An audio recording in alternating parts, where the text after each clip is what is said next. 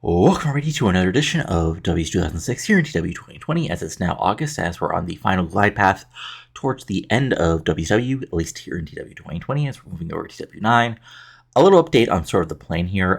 So in theory, what should happen over the next few weeks is we do, of course, 3 weeks of build-up to Mayhem, then we do Mayhem, the 4th week of August, SummerSlam, and then at that point, I'll move everything over to TEW9. I'll probably do a sort of like, goodbye, a sort of like final like go over of things as I move over, and then I'll do some sort of like basically like default number zero video number zero video to go over everything as we move over to TEW9. But there'll probably be a bit of a delay where I'll be like doing the other videos either in TEW9 or TEW20 while I move the while I move everything over. But I'll just depends on what happens. But regardless, let's go in with the show as we're live from Boise, Idaho, in order of probably sold out crowd, as the announcers go over the, come on, TW, there we go. As the announcers, go over the big matches, including KAZ versus Tajiri, Bully Ray versus Maverick Chance in the main event, Eddy Guerrero versus Rave, and more. So that gets a 69. Now we have our opening match, which gets a 90, because these guys are really freaking good. KAZ versus Tajiri, really great match. Tajiri gets, KAZ and Tajiri just like lay into each other for basically 13 minutes. Tajiri gets look really good, but then eventually, KAZ takes over, and KAZ just wins clean, kicking Tajiri right in the head in about 13 minutes, and winning. This gets a 90, KAZ gets a 98, Tajiri gets a 68, and post-match, Stacey Keebler takes the mic, flanked by KAZ, Suzuki, and Yang, and says, Boise, Idaho, I have to say, it feels fantastic to be standing here with the most dominant force in World Championship Wrestling by my side. Look at them. You're looking at the future of this company, people. I hope you all paid attention to what's happening, because Zeus Witness was a master of control, talent, and dare I say, inevitability. Really, who thought Tajiri had a chance? KAZ just proved once again that he's one of the most skilled athletes in the business, and that's only the beginning of the Mayhem Tournament. Yeah, Truth is coming up next, but he's not going to stop Nikio's rise. See, this is about KAZ. This is about an unstoppable unit, a force that cannot be tied. It's about Nikio, Yang, Kenzo, KAZ. They're just not wrestlers. They're standard badge of something bigger than anything the Truth could ever dream to be heard of. And while Truth can dance around his mouth, KAZ is focused, disciplined, and relentless. That will make him better than Truth, and what will make him a winner of this tournament. Flash doesn't last. Swagger doesn't matter. Heart alone won't win. What does? Skill, power, strategy. And that's a foundation Nikio stands on. So here's the thing, Truth. And pay attention here. You might be good, but you're not as good as KAZ. Next week, when he steps out of the ring with you, he'll show you why he's destined to go all the way to this tournament. It's not a question of if, it's not a question of how quickly you'll be left on the mat, looking at the lights, wondering where it all went wrong.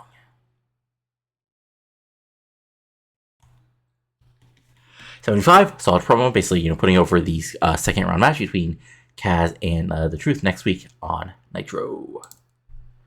Then we go backstage where Jeremy Parash is with Cassidy O'Reilly and Misty. Oof, not the best promo here. As Jerry Parash basically asks, if Xavier Creed wins his match tonight later against Reckless Roberts, does it get him closer to a shot at the Cruiserweight Championship? And Cash basically scoffs and says, Borash, I think you want all these people out here for the wrong idea. Just because Creed managed to win a few matches and make a little noise, that doesn't mean he's anywhere near deserving a shot at my title. As Missy Stubbs says, exactly.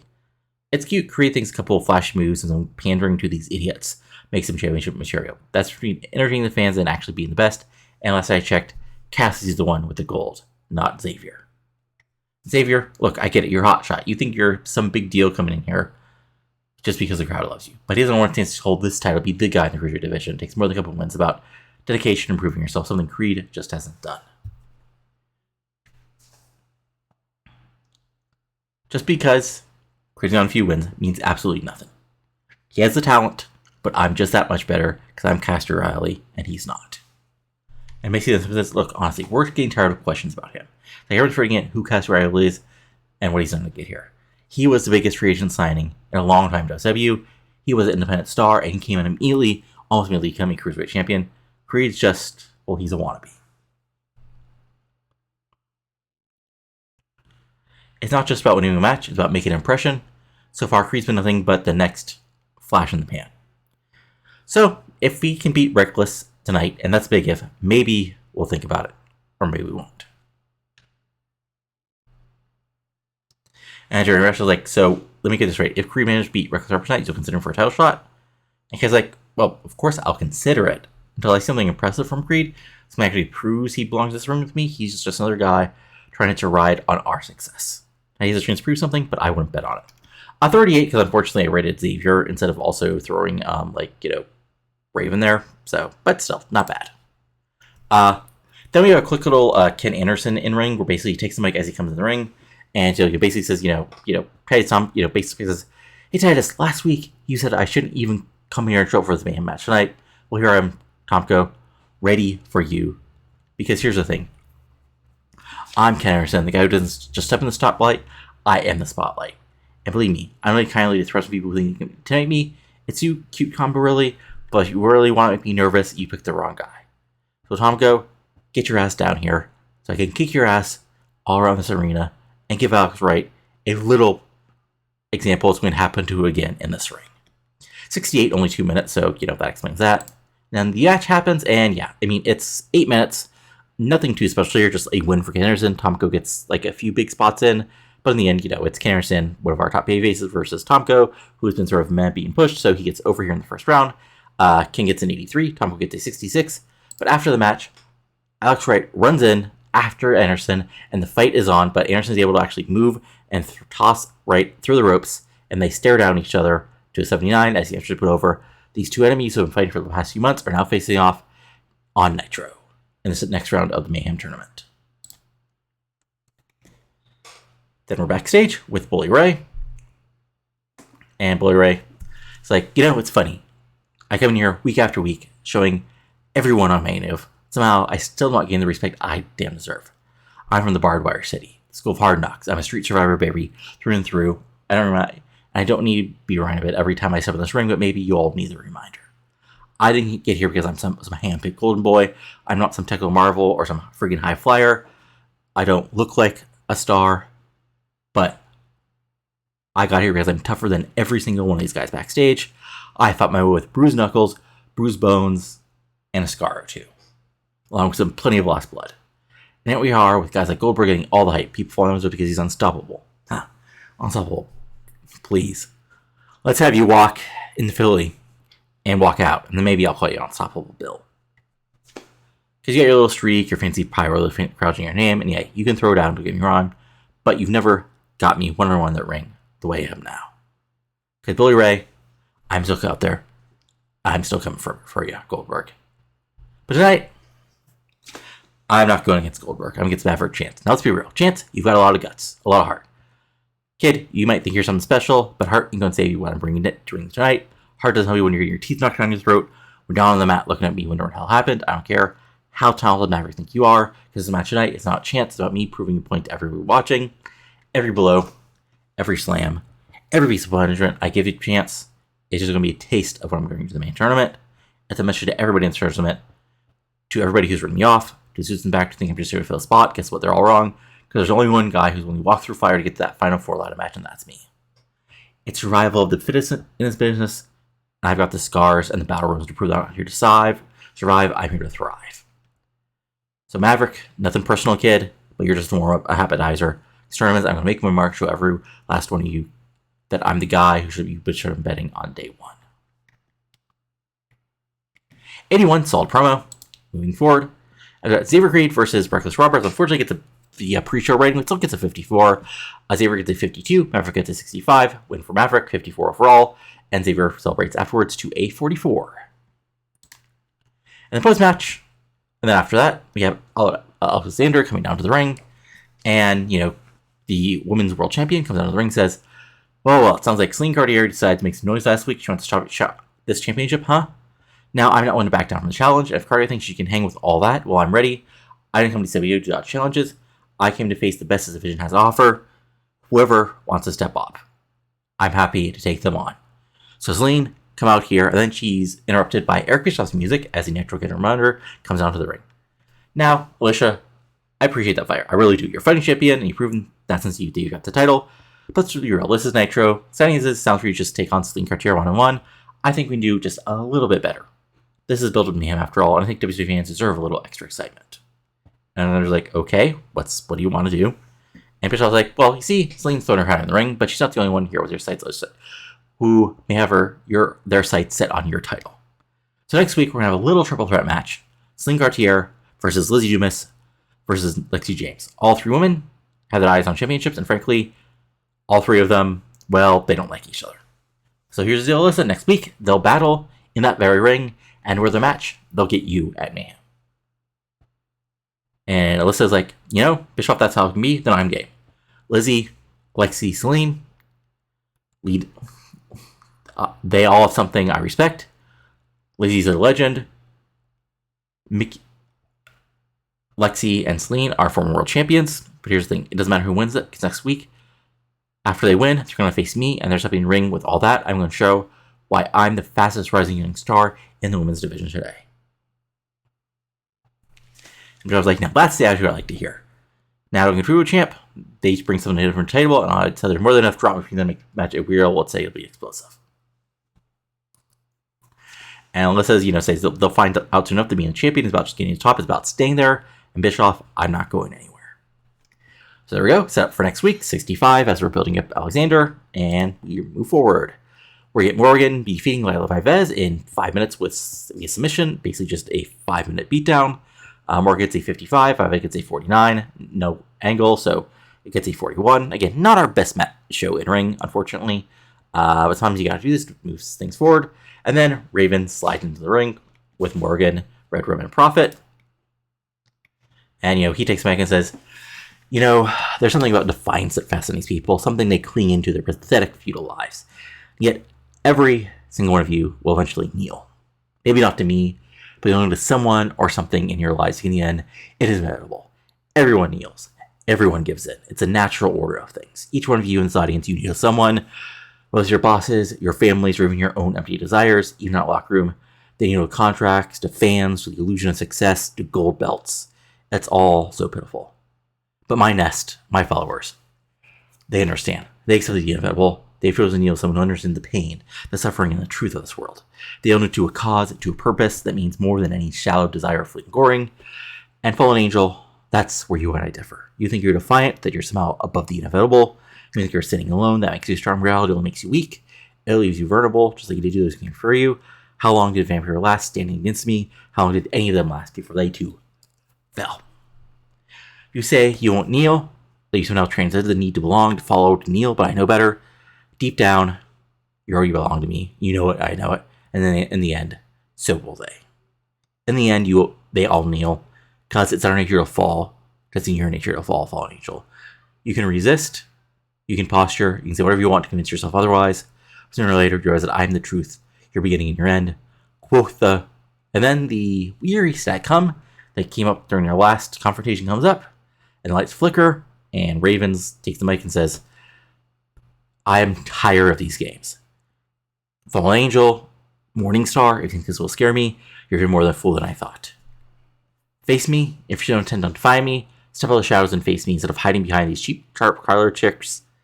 So you won't kneel, then come prove it. Show me your words mean something. Show that you are just another coward afraid to face the truth. Quoth the Raven, nevermore. 76, solid stuff as we're building up the feud here, and, building up the little hum thing. Then we're backstage with, Ninkio, as they're, backstage, and accepts the truth. And she was like, so, this is the big, bad group I'm supposed to be for. Looking pretty tough with all these bodies. Ain't that right, Kaz? And so he's like, what are you doing here, Truth? Last I checked, it's 3-on-1. Not exactly the smartest move on your part. She was like, oh, baby, I know exactly where I am. Don't you worry about that. I know it's 3-on-1, but I can come talk to you or your little entourage here. I came to give you a little message. Look, I get it. Yeah, Stacey here pulling the strings, yet your boys watching your back deep down. I think, Kaz, you want that win. You don't want me to be beaten down and taken out. I know you attack HJ's house eventually. But next week, when you get out of the ring, I want your best, because I'll give you my best, buddy. And that's the damn truth. He's like, do you really think that's going to work? Kaz doesn't need to prove anything to anybody. He's focused, he's ready, and in the next round of the tournament, he will beat you in whatever condition you're in, and there's nothing you can do to change that. So just a little, setting up next week, or, next round of the tournament, as that gets an 80. And we get Eddy Guerrero versus Jimmy. Holy shit. What? What? Eddie, I get it. You're trying to tell me something here, buddy. Jesus Christ. Okay, so they have the best 10-minute match in Nitro history. It goes 10 minutes. It gets a 90.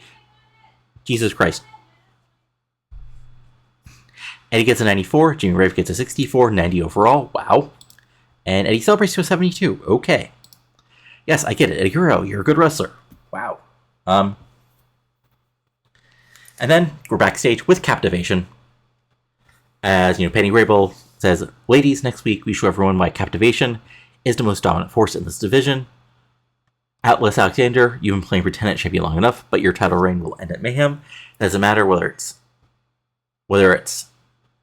And when Lexi wins the match, she will take that title off you and show why Captivation is the most dominant force in women's wrestling today. And Mickey's like, exactly. Everyone is watching Alyssa start on the title like she means something. We know the truth. We're what real champions look like. And next week, they're going to see it up close and personal. We're going to show Alyssa that her days are numbered. She's been too lucky, and some reminder who actually runs this division. Your fairy tale run ends soon. Captivation is about to bring you a dose of reality, and that reality is us. And man, we're just taking your title. We're taking your pride.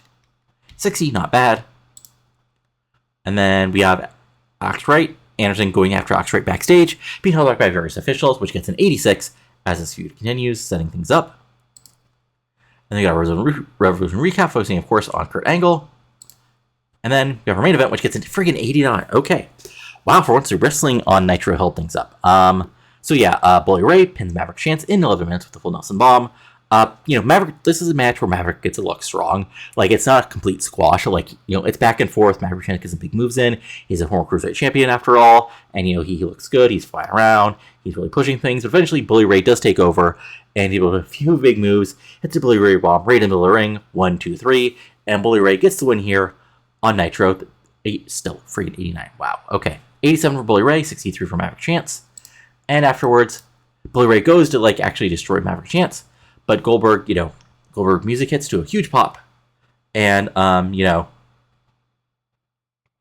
he comes down to the ring. Bully and Goldberg face off against each other. And, Bully Ray takes a swing at Goldberg, and Goldberg blocks it, and the fight is on. And, Goldberg gets advantage, throws Bully into the corner, and then Goldberg goes for a spear, but Bully, basically, gets out of the way. And there's a big old stare down as, Bully Ray backs away, and then Goldberg helps Maverick Chance to raise his hand, and this gets 100. Good stuff. And the match itself, and the show itself gets a 90. Honestly, a lot better than I expected. Right, put your good wrestlers in matches, and it doesn't matter if the other guy is not that over, they'll be really good. Or at least we roll really well. I think sometimes, both Rave and Maverick are just over enough that, they're not considered complete jobbers, so, And plus, Rave and Chance are both actually good workers, I think, in game, so that probably matters as well. But yeah, let's see here as this continues to load. I gotta love our loading here. Loading, doopity doo.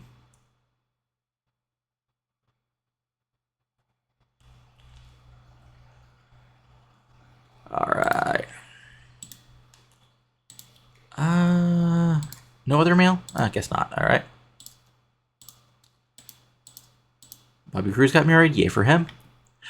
Before I go to Raw, which, yeah, okay. Interesting. I do have to go to WWE because they did have Vengeance and they booked it very oddly. Now, for some reason, and I'll have to look in the into WWF settings when I move things over to week 9. This is the second straight pay-per-view where they have not booked the world champion. Even though it's a SmackDown pay-per-view, even though I put Jericho on SmackDown, for some reason he's just not here. So here was our actual card. We had Adam Ortiz defeating Danny Dorian by DQ. We had Johnny Grunge defeating Spike Dudley and Tony Zena. Sure. We had Farouk, Cody Hawk, and Animal defeating Rick Michaels, Shane Ballard, and Basher. Val Venis defeated Marty Jannetty. Jackie Yates defeated Selena Maters and Taylor Matheny. Billy Gunn defeated Crash Holly. Veronica Vane defeated Ivory. Gladiator defeated Rikishi in 87. The Undertaker defeated Real and Regal in a freaking 100. Brock Lesnar defeated Chris Benoit in a 99. Outcast defeated Street to the Suburbs in a ladder match, which got a 84. And Christian defeated Scott Steiner in a 92 in the main event. And yeah, still got a 90, which was good for them. But yeah, still very weird they didn't, because like the weird thing is like Jericho's a champion. And like if you looked at his match history, it's not like they're not booking him on SmackDown, but like both on SmackDown and on Raw in the past 2 months, he was not booked on the show. I am confused. Like his last defense was on in May and Judgment Day. So yeah, I don't know if it's like some weird booking thing or I don't know. So yeah, and then so to follow it up on Raw, we had Jacobs defeat Thrasher, Rick Steiner defeat David Flair. Wow. Juvie Jopes, Scam Kylo, and Punk defeated Steve Richards, Vince Russell, Scammer. Sexy. Punk is already getting 87s. Good stuff. Vampiro defeated Sandman. Big Show defeated JC Daz, and Shawn Michaels defeated DP in the main event. So yeah, 2.14 for us and 2.7 for us. So I'll be back in just a sec. Oh, right. Tournaments. Right. Let's show you where we are in the tournaments. So tournament-wise, we are at, where is it? So the round of 16, at least on the Nitro side, is now set. We have Bill Goldberg versus Billy Ray, Eddy Guerrero versus Tank Toland, Ken Anderson versus Alex Wright, and the KAZ versus The Truth. And of course, at Revolution, we have Kidman versus Hardy, Evans versus Aries, Helms versus Santarelli, and Booker T versus Keenan Sharpe. And I'll be back with that in just a moment. Alright, welcome everybody to Revolution, live from Stockton, California. It's around a little crowd of 11,000 people, as Revolution starts out with the Thrillers coming down to open the show to the boos of the crowd, as Plumbo takes the mic and says, "Alright, Stockton, settle down.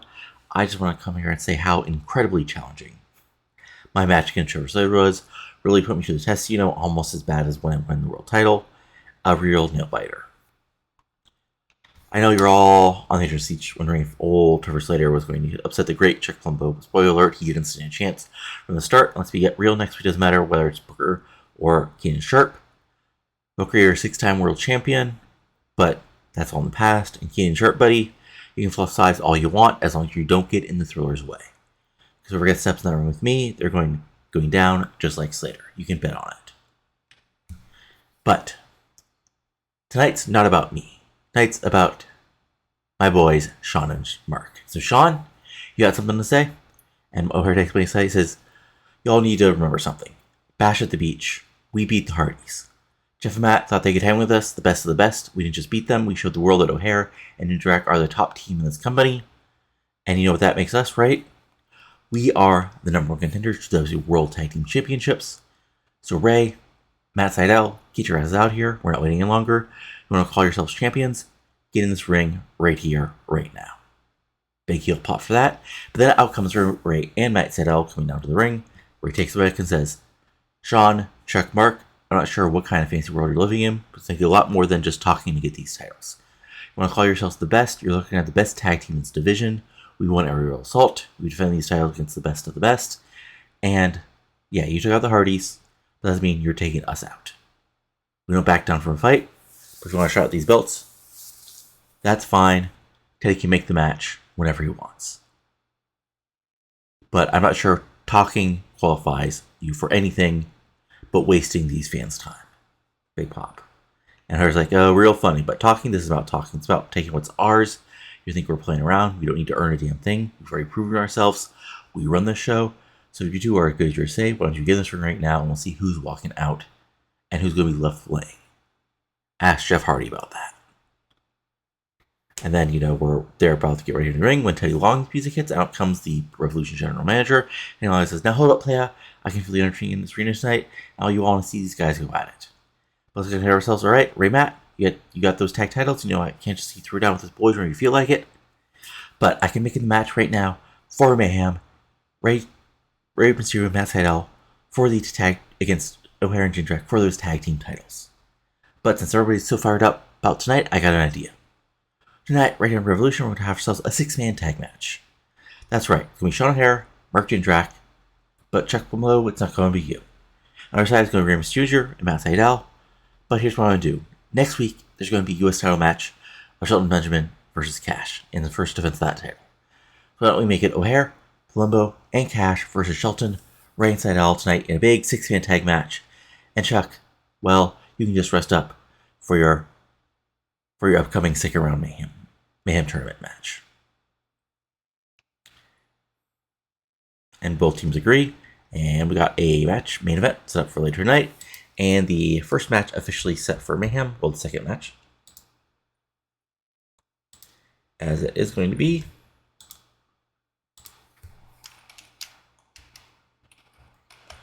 Ray Jr.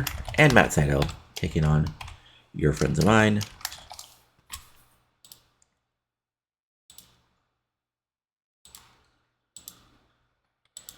For your World Tag Team Champions. And there we go.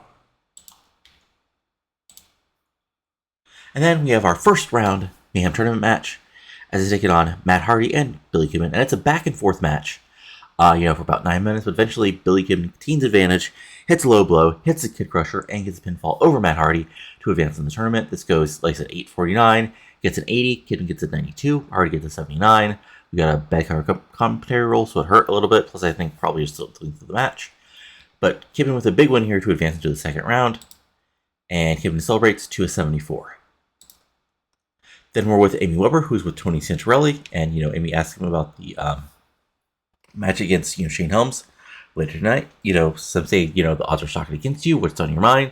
And Tony says, Amy, people see the look. They see this Jersey Joyzy attitude. They seem to think this guy's just about gym tan wrestling routine, right? But right, this is about the usual Tony Santarelli. It's about stepping up. I get it. I'm an underdog. I'm facing Shane Helms, the guy who's done everything you can in this company, who's held world titles, the guy who's done every trick in the book. But I've been putting in the work. I know I've got a lot to prove. And last week, I got a chance to pick the ring with the best technical wrestler in the world, Kurt Angle. Gave me some tips. And he's continuing to give me some tips. So yeah, I'm coming with something up my sleeve tonight. Because this is the Mayhem Tournament, Amy. There's no place for hesitation. Shane might be experienced, but tonight I'm here to show respect. I'm here to get that win. I'm going to bring all his knowledge, all his experience, but I'm bringing heart, determination, and that Jersey attitude along with everything Kurt had told me about locking that edge. I'm ready to shock the world, show everyone Tony Santarelli is just slalom belt tonight. I'm all business. And then Cookie stops in and says, look, Shane Helms is great, no respect. My guy Tony, he's here, he's hungry, he's ready. If you think a former champion scares him, you got nothing coming. Nice dinner, nice bitey bite. That's Jersey, baby. So 54, not a bad promo, but it's. And then we got Austin Aries coming down to the ring. And, Austin takes the mic and says, welcome everybody to the Austin Aries show, starring me, Austin Aries. Because I'm just a man who's just not the future of the business, but the guy who's going to show all of you what real wrestling talent looks like.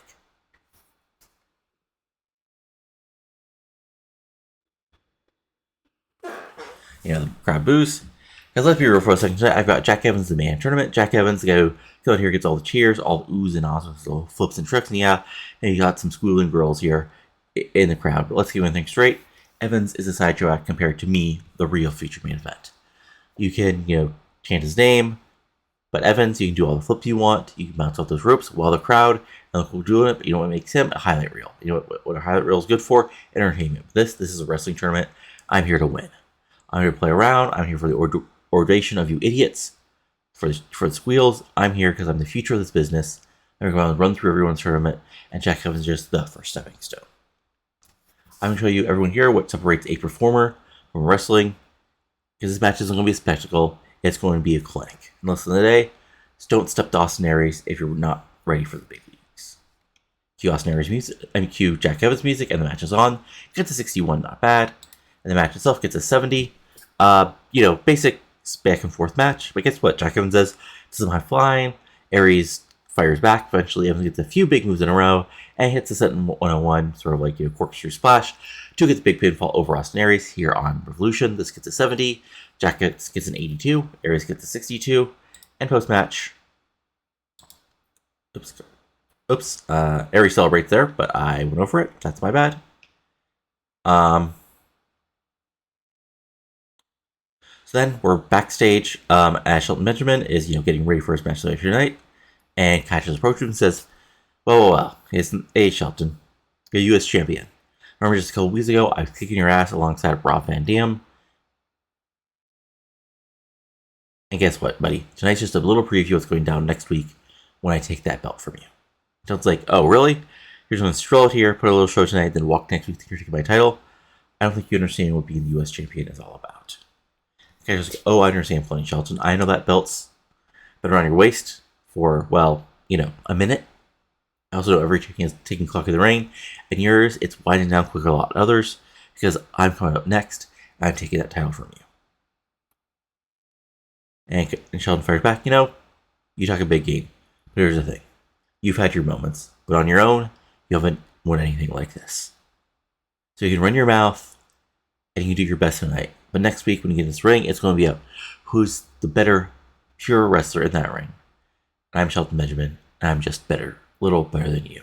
Because I gave it 100% every single time. See, that's the thing, Shelton. Cash fires back. You think you're untouchable because you work hard, but you're too busy being the good guy, pleasing the fans, doing everything by the book. I'm going to do everything I need to win that belt from you. And there's a little stare down, and this gets an 81. And we have a quick little Canyon hype video, hey, he hits Canyon Cutters on lots of people. He's won lots of matches. He's won world titles. He's been a horseman. All that good stuff. To a 70.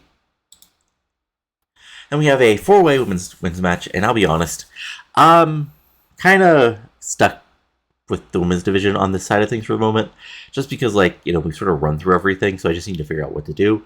So this is a 4-way match. Nikki Radcliffe gets the win over Molly Mayhem, Angel Fox, and Allie Danger when she gets the pin over Molly in about 8 minutes. This gets an 80.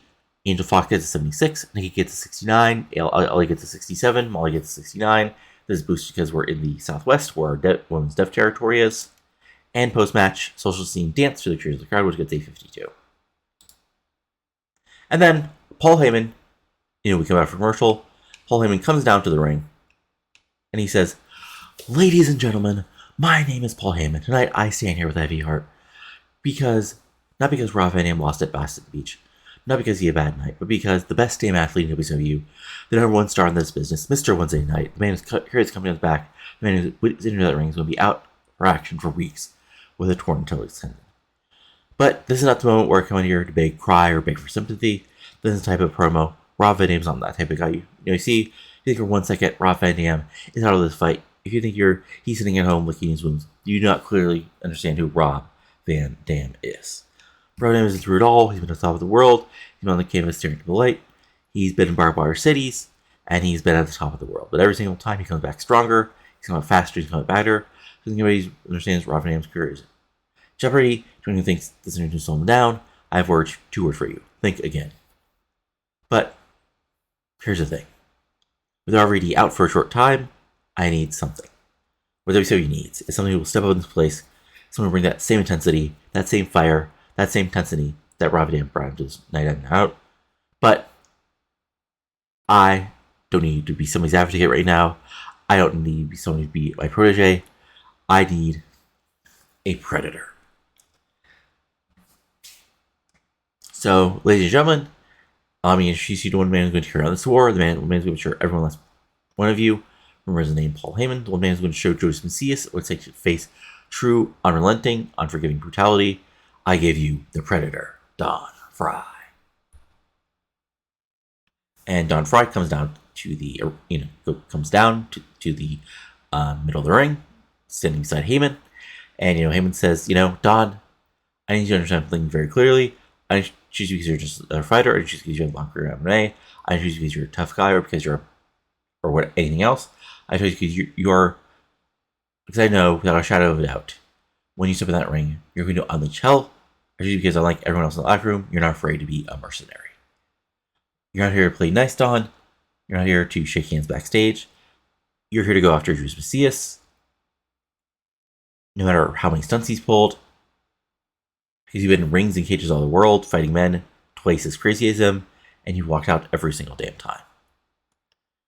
Because, you see, Juice Macias, you like to play the monster, the enigma, the man of mystery, but you've never faced anybody like Don Fry. You never faced a man who's dedicated his life into bringing pain and punishment and just every arena he walks into. So, throw everything at us.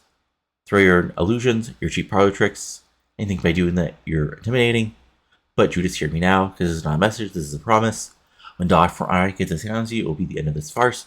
No more mind games, no more lights flickering, this will be your reckoning. And Fry takes his mic and says, Judas, better know the man standing across from you here. One thing to destroy you.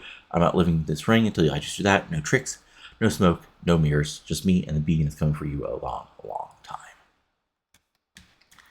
78, not a bad promo here. Basically, hey, Rob Van Dam is injured, so we're doing a quick little shift here. Basically. And then we're backstage as Amy Weber is with Keenan Sharpe. And, she asks him about the match against, Booker T later tonight in the Mayhem Tournament. And, he says, Booker T, a man of legacy, of pride, and someone who does face resistance to the inevitable enlightenment. That's why that someone like Booker would resist what's offering. He's stubborn and clinging to his old ways, to the past. I'm offering him a chance to let go of all that to embrace the age of enlightenment, but he won't listen. Well, sometimes you have to break down old beliefs to build new ones. And, basically, Booker's made spectacle, and, even Sharmell has encouraged to, give it a chance, and he commented on that relationship. And Keenan just sort of smirks and says, Amy, let's just say the Enlightenment is open to anybody who will accept it, no matter where they come from, no matter who they are. Sharmell sees someone in my teachings. She understands the need to evolve, to transcend. I'm here to offer that to anyone who speaks the truth. If Booker isn't ready, well, there are others who are. And Amy, so are you suggesting? And Keenan says, I'm suggesting nothing. Enlightenment isn't forced, must be embraced. And I'm giving Booker the chance to embrace something greater than his past accomplishments, greater than his ego. But if you choose to stand in the way of progress of growth, then he'll be left behind and willing to show him tonight. Because things like experience, repetition, those are the constructs of limited mind. Tonight, Booker goes in the ring with a man who is free from such limitations, a man who has seen beyond the mere physical realm. He'll lock up tonight. He's going to get someone not bound by tradition. He's facing someone who represents evolution and moving beyond. But luck has nothing to enlightenment. Let's say tonight Booker will see the light, whether he wants to or not. 87, really good promo. Then Helms versus Santarelli, and Helms looks good here. Santarelli looks good here. He fights back, it's even, but eventually Shane Helms is Shane Helms, so he gets a couple big moves in a row. Super kick, Nightmare on Helm Street, boom, 1, 2, 3, right in the middle of the ring. Gets an 80, Santarelli gets a 47, Helms gets an 87, and then, as Santarelli is slowly getting up, in comes Kidman for the 2-on-1 beatdown, and that's continuing until Kurt Angle makes a save to a big pop as this gets a 78. So then, of course, Angle and Helms in the next round of the Mayhem Tournament. And then we get a Monty Brown hype people, pin pouncing people, winning the world title, all that good stuff. And then we have our next match is Booker T versus Keenan Sharpe. And, okay, this was really good. Sharpe kind of, carried this because Booker's still injured. And sort of back and forth match, but Sharpe seems weirdly not 100% into what he's doing. He's pulling off, wanting Booker to embrace my element. Booker fights back. Eventually, Booker actually hits a few big moves in a row and hits the bookend right in the middle of the ring to get the pinfall. As in about 12 minutes, he advances here in an 85. Sharpe gets an 86. Booker T gets a 67. And then post-match, Booker rolls out of the ring, grabs a chair, and actually goes to hit Sharpe with it. But Sharmell stops him, trying to calm him down. And this gives, Keenan a moment to roll out of the ring on his own and walk away with a small grin on his face as if this is all part of his plan. And that gets an 83. And then we have a little angle backstage as we have, Paul London and, Jack Evans talking about, London's win last week. And, Evans won tonight. And, Evans I made Aries look like he's moving slow motion. These ones are going to make me real nice for the next round. And trust me, we're taking this turn by storm. And Paul's man, I never doubted you for a second. You're on fire. And every step you take in this tournament is close to where we belong. Because I lost last week, but Evans, you got into the 4-way ladder match before, and you can do it again before, man. And then, we hear a slow clap echoes down the hallway as we see Ray LePen strolling up, a cocky green plaster on his face. And, Ray's bravo, Jackie, you got the big win over Aries, no less, but, this must be to win a match like that. Let's not get ahead of ourselves. And Jack was not getting anything, LePen. I'm just saying facts. I got the win. I'm moving on, and yeah, we're feeling good. But I get it. You must have missed that feeling. But I get it. You think just because you're coming up next, you're going to kick my ass, right? And Ray's like, oh, I was watching it, right? Just like I watched myself pin your pal here, Mr. London, in the first round. That's the difference, Jackie. You're high. I get results, and let's be honest, maybe you both should have taken a little more time off after the 1% so you got, because it looks like you came back a little rushed. And Paul's like, we came back because we're fighters. Unlike you guys, we had cheap shots and sneak attacks. But I'll give it to you. You got me last week, but don't think for a second that makes you better than us. And Le Pen's like, better? Paul, I'm beyond better. I'm a former US champion. I'm an international sensation, the one woman sumo over, the man who knows how to win with style. I'm the full package, baby. You're clinging to Jack here, hoping some of this spark rubs off on you. And Jack's like, listen, Le Pen, you can go on about international sensation this and everything else, but last I checked, winning with style doesn't mean squat in the ring. It's about what you do when the bell rings. And spoiler alert, I'm not impressed by someone who has to remind everyone, but he's that important. And Ray says, oh, but that's where you're wrong, Jackie. See, that's from fantasy and cheer to do some flashy moves. And women who adore men with finesse, charm, and actual championship pedigree. Girls may love you, Jackie, but women adore me. And Paul's like, look, Ray, I've been around this company long enough that you can wear all the fancy clothes you want, but underneath, you're just another guy trying to stay relevant. You beat you once, but I'm like, word, this isn't over, especially last week when you've got Jack in that ring. And Ray's like, listen, Paul, let's not promises you can't keep. I'll agree with you for it. You still come fighting you, but I've moved on. Because next week, I'm going to show up and take Jack Evans out and show everybody what true talent looks like.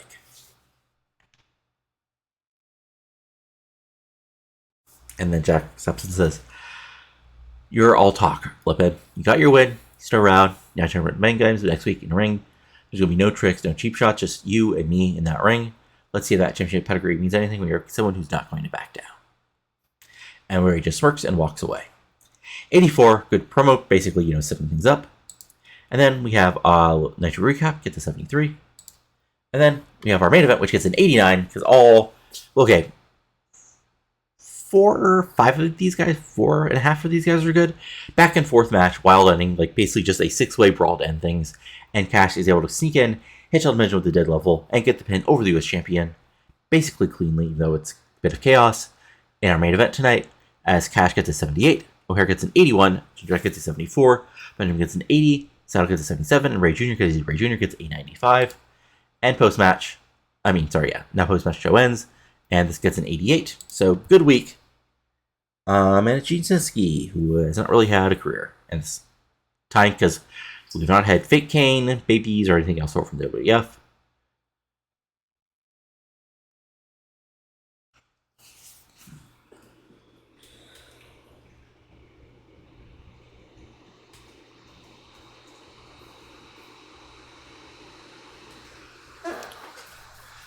Gotta love loading.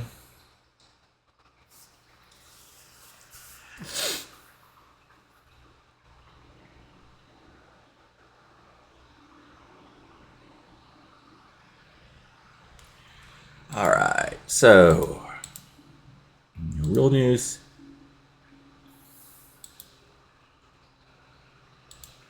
There's a team Excalibur, Bagwell, and Luger. Sure.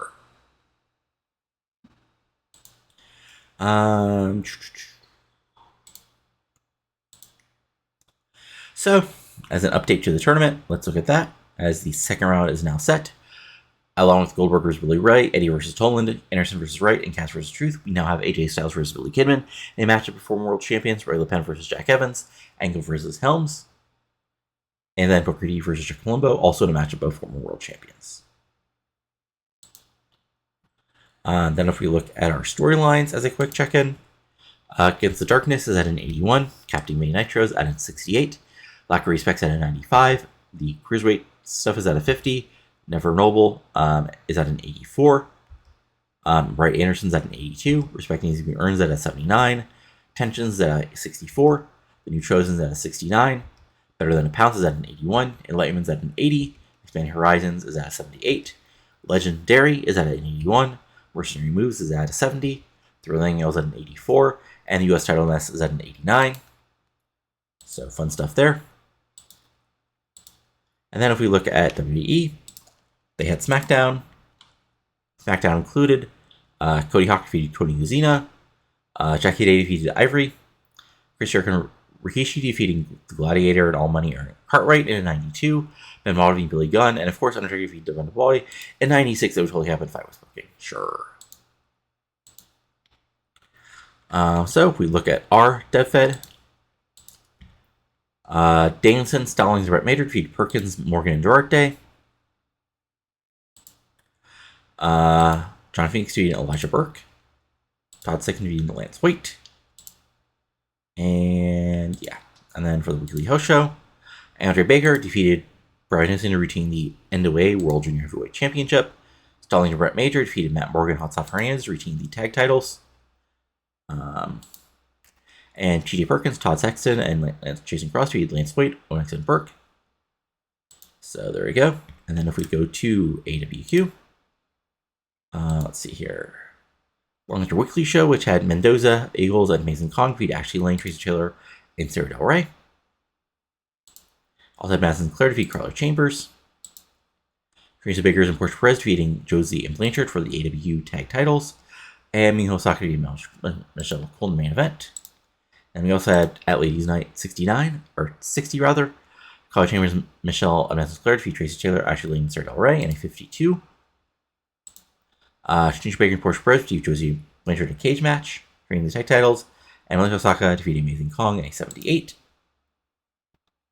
So there we go. Let's see here. HWA, not much of note. OVW is doing OVW things, not really much of note here. So if we're taking a look around the wrestling world as far as news goes,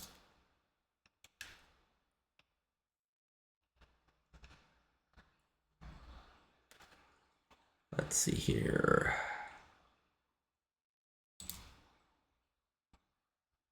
Oops. Went a little far. Okay. So Kingdom had a big show. Nakamura's still there. That's really the only thing of note.